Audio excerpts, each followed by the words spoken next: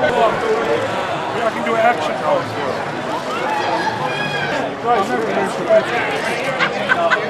Back this way. One more time.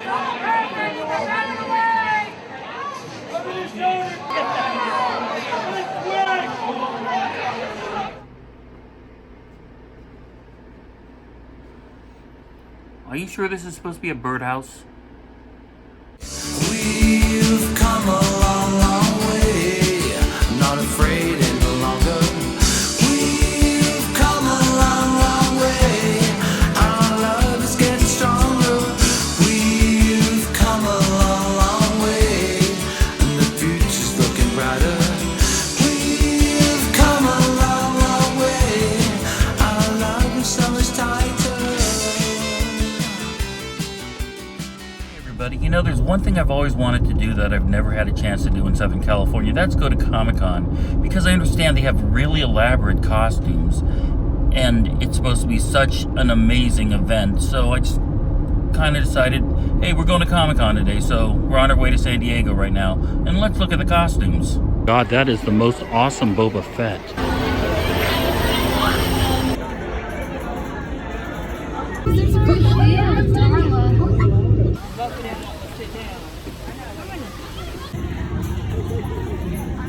Hey, look, Indiana Jones is right there. Wow, some guys have too much money, the fact they can afford a Chewbacca outfit. Look, brilliant, or even worse. Okay, so maybe we didn't go to Comic-Con. Maybe we went to Disneyland. But let me tell you a story. Everybody always has a story about their life that they always wanted to tell that just says how they got messed up as a child. Well, here's one of mine. When I was 7 years old, my family decided we're going to take a trip in our little Plymouth Valiant. Well, actually, it was a boat. So we left Northern California where we lived and traveled down to Southern California to visit family like we normally do, or to, well, mostly visit family. My family said, hey, you know what the kid would like? Let's take him to Disneyland. So we all again loaded in the Plymouth Valiant. Unfortunately, when we got out, the entire trip to Disneyland involved going to the old Disneyland Hotel gift shop and riding the monorail and going home. That's not exactly fun for a 7-year-old. And to top off the day, I got stung by a bee. Being that close to Disneyland and only seeing the outskirts from the monorail is such a ball buster for a 7-year-old. So ever since then, I've decided every chance I have to just relax and do nothing, I could go to Disneyland. Can't afford the prices always, but still I'm a little timid about going to Disneyland. I don't go on that many thrill rides. In fact, sometimes I just like to be on a nice, gentle ride.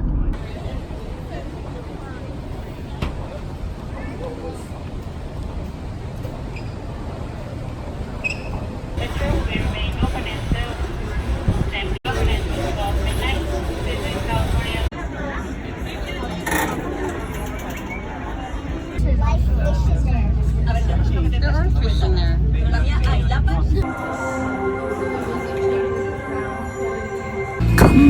Come back, take me with you. Be right there, hold on. Be on the lookout. You just never know what might be lurking along the rails.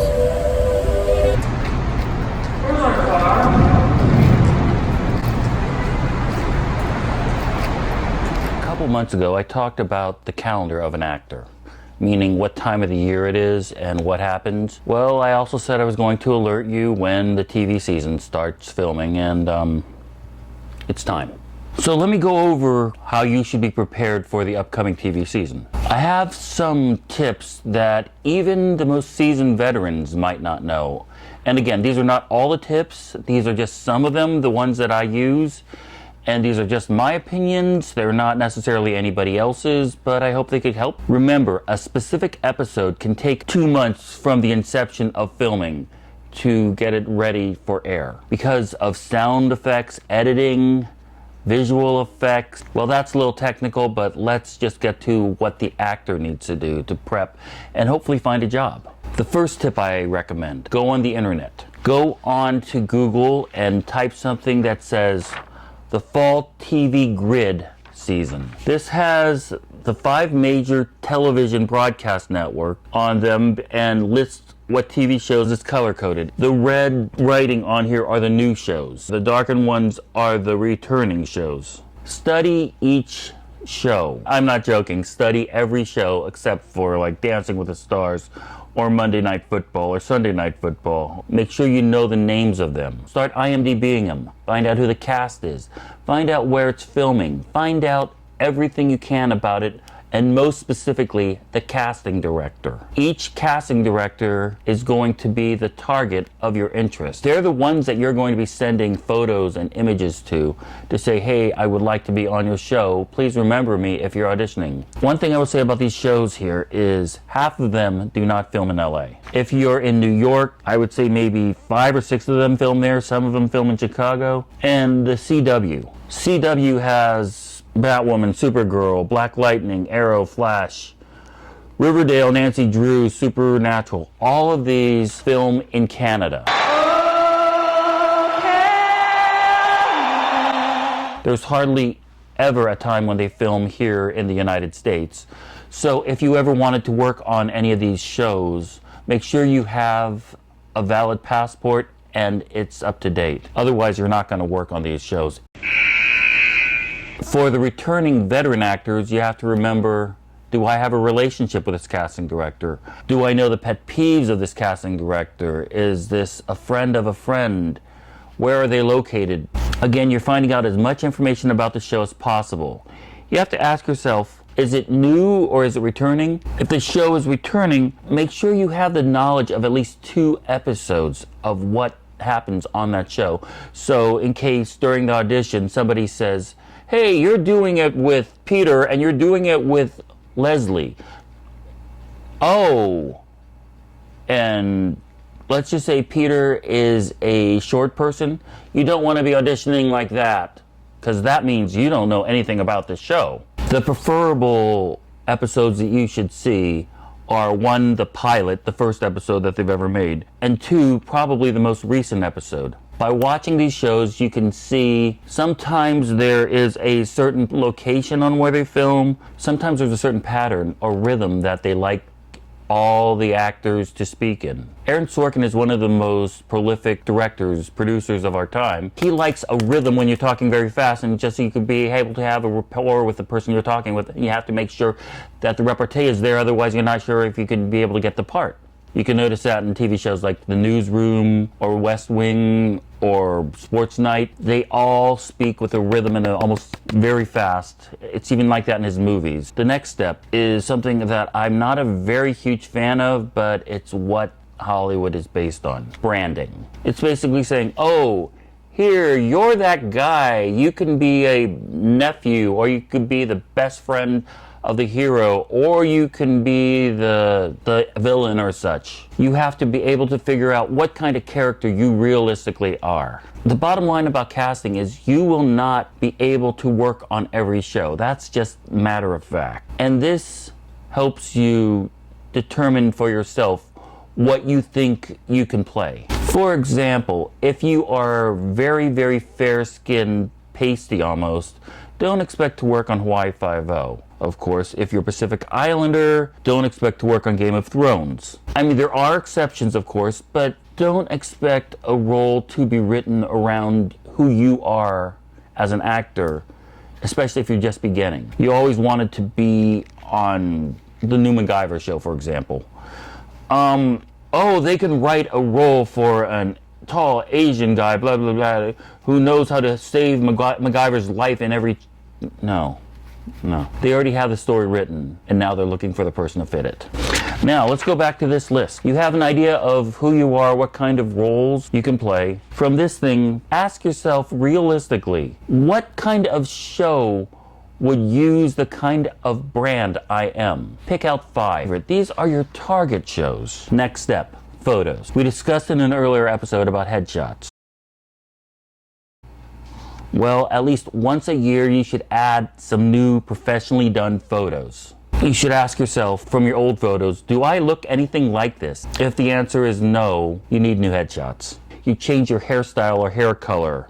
You got a tattoo, you have new piercings. Make sure the photos look a lot like you. And while you can use old photos, you don't want to look that different, so when you walk into a room, a casting director is expecting to see a blonde, blue-eyed person, and I go in, I changed my look. They're going to be nothing short of pissed. Once you get the headshots done, make sure that you print out a couple of them. Not a lot.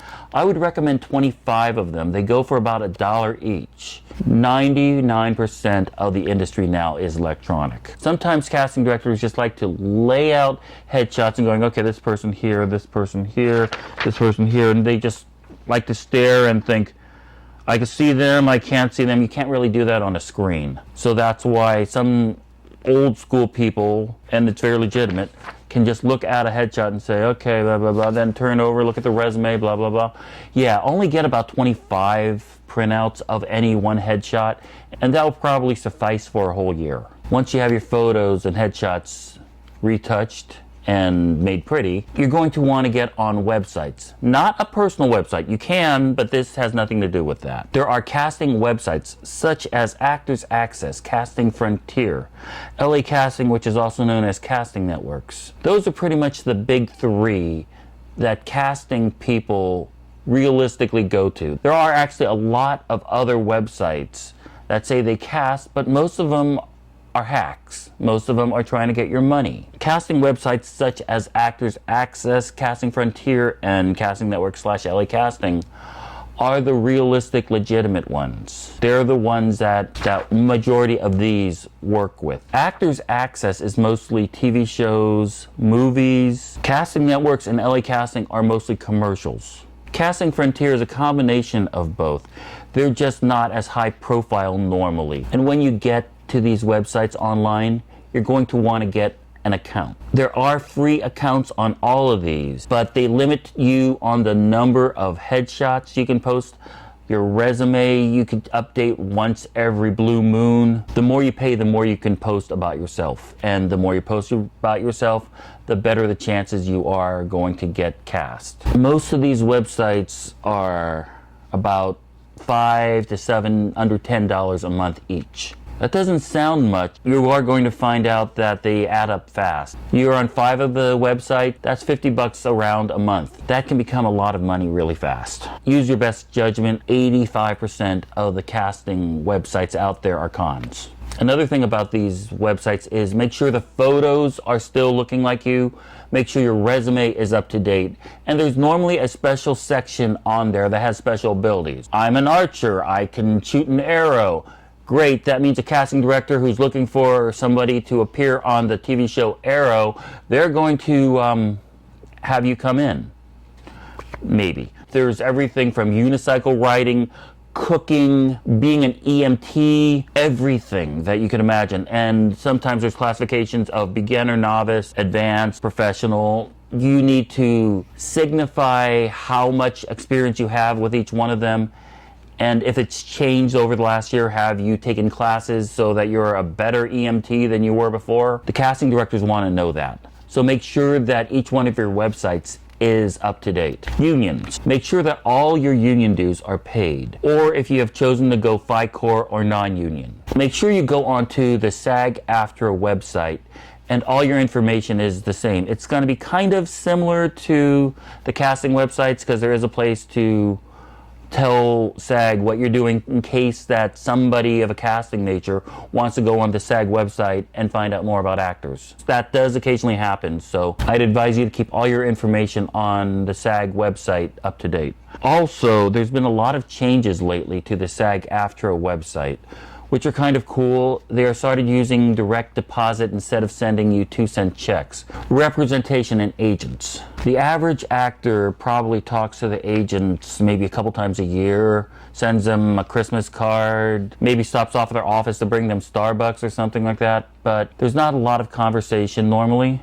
Well, they are busy, first of all. Make sure you touch base so that you feel comfortable with what they're doing with your career. Tell them about what you have been doing. Tell them about the new headshots you've done. Tell them about the most recent project you worked on. Make sure they know, because they need to know this information so they can pitch you to casting directors. Tell them about your 5 targeted shows, because perhaps they have a relationship with the casting director. Maybe they have a way of pitching you so that you can get an audition with them. And make sure that they have access to all of your websites. Make sure that they have access to your Casting Frontier, your Actors Access, and your LA Casting. If you are not represented, you can start looking for representation, which I will probably cover in another episode. This may sound redundant, but the next thing I want to talk about is studying. Make sure you always have a place to study. And what do I mean by that?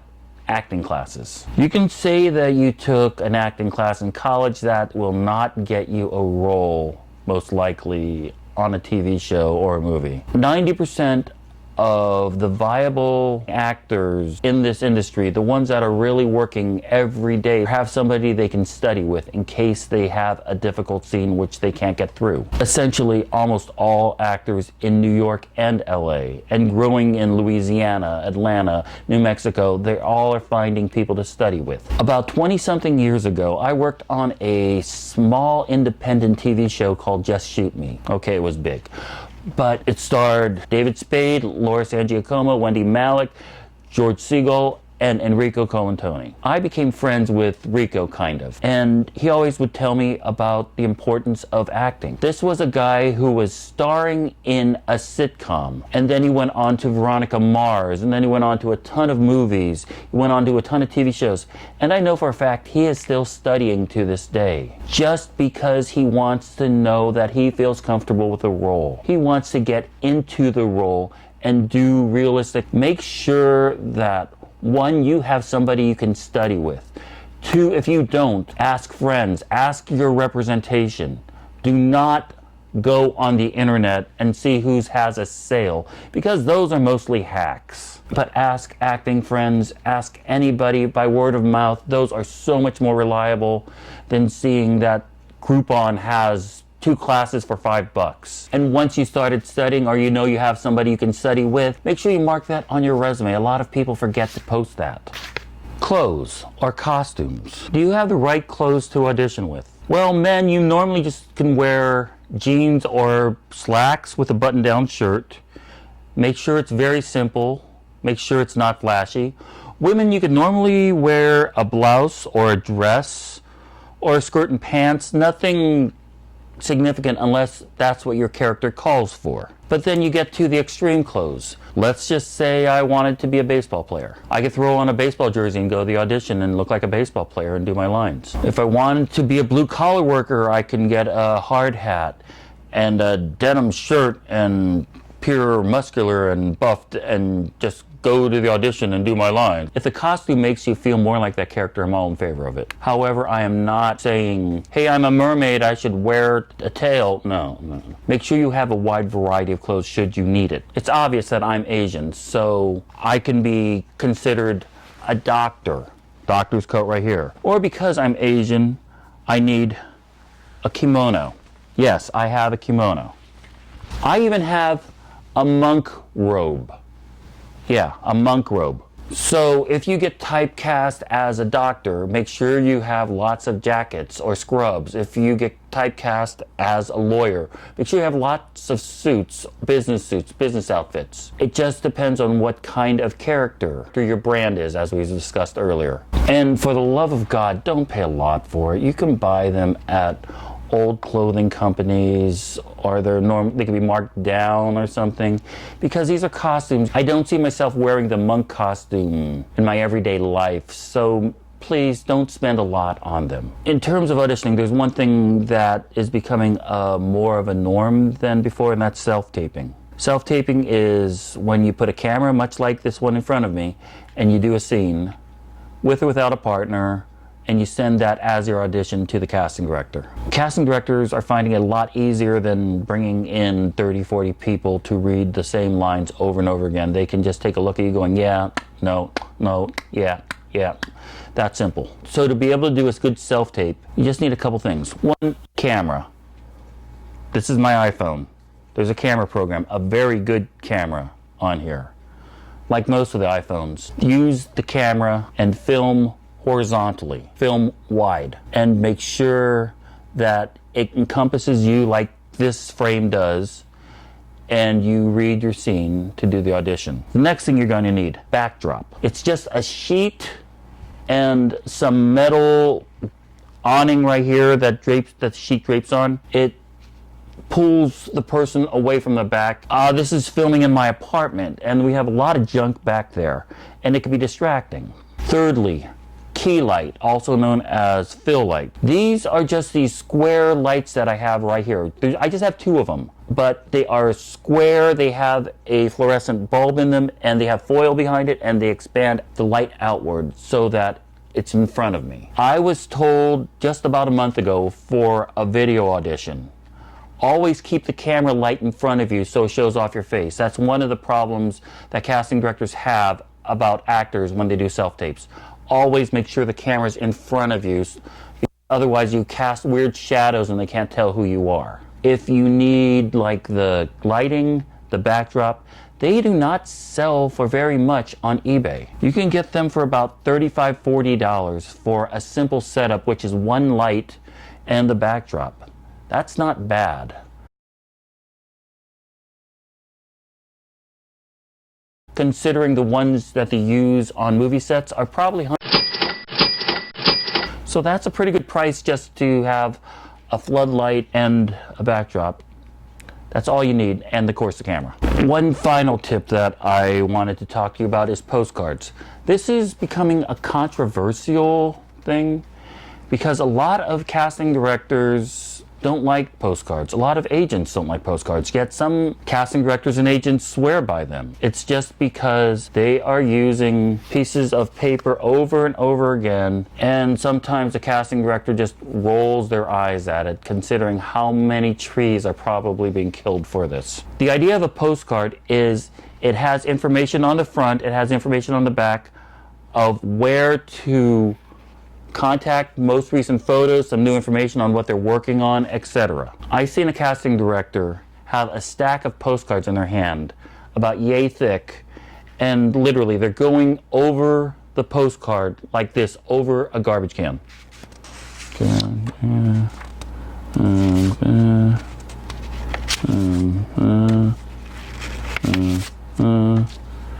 So obviously there's not a lot of retention there, but maybe perhaps somewhere that your little investment of a postcard and a stamp might get you an audition. It could very well happen. Postcards are only 35 cents for a stamp versus the 50 cents it costs to write a letter, and casting directors barely have time to read letters. If you're interested in doing postcards, good luck. If you're not, thank you for saving the environment.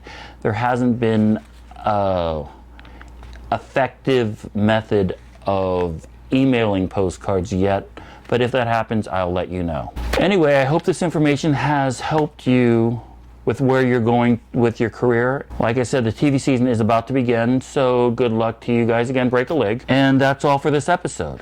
If you want to reach me, I can be emailed at Ask Kyle a Question, or I can be followed on the socials at Kyle Isao, K-Y-L-E-I-S-A-O. Or if you want to subscribe, I would really appreciate this video.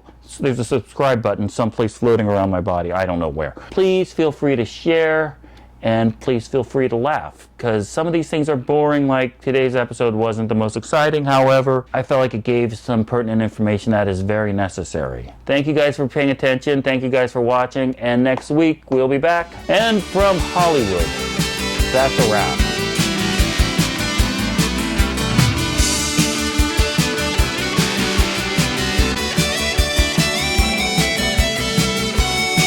Pledged your loyalty to the First Order. If you'd like me to, sure, why not? You shouldn't have to think about it. Why do I feel like my wife is taking photos? Curious, aren't you? Affirmative. I'd be careful with that. You ever feel surrounded by white? What just happened here? Well,